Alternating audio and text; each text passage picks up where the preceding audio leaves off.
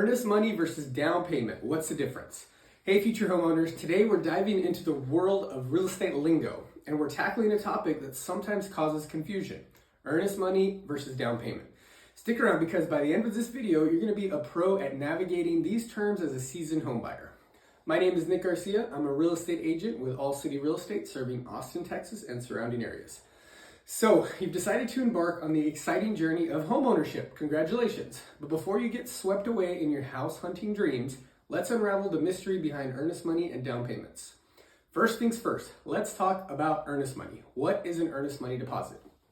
An earnest money deposit, also known as an escrow deposit, is the cash a buyer puts into an escrow account with the title company when the seller accepts their offer. It's a show of commitment, signaling that the buyer is serious about purchasing the home. Think about it as a triple threat. It shows the buyer's seriousness, indicates they have funds for both the down payment and closing costs, and displays confidence in their ability to seal the deal, which is very important. Now, what is a down payment? The down payment is a percentage of the purchase price that the buyer pays to the seller during closing. The rest of the purchase price is typically covered by the lender if this is a loan. A higher down payment shows the seller you are ready, willing, and able to purchase their property.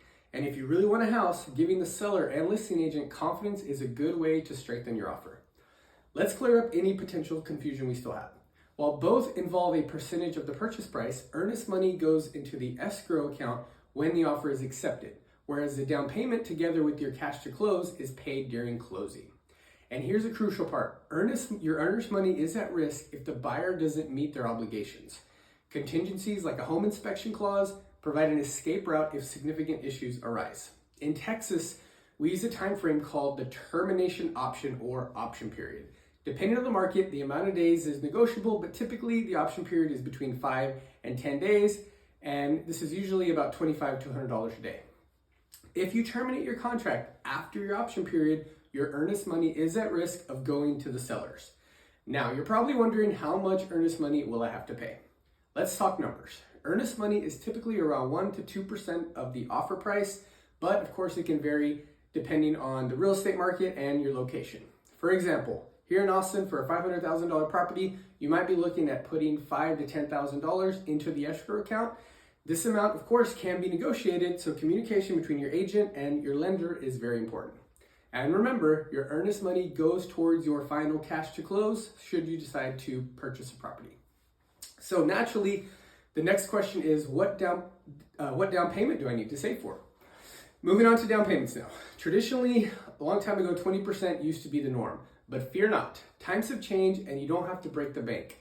Many programs allow 3 to 5% down payments. There are even some loan programs where you don't have to put any money down. Remember, lenders request a higher down payment for better terms. For example, with 20% down, you avoid private mortgage insurance known as PMI, saving you money in the long run. In a nutshell, buying a home involves expenses, including earnest money deposit and down payments. Know your financial landscape before diving into homeownership. It's a journey definitely worth planning for. And there you have it, the lowdown between earnest money versus down payment.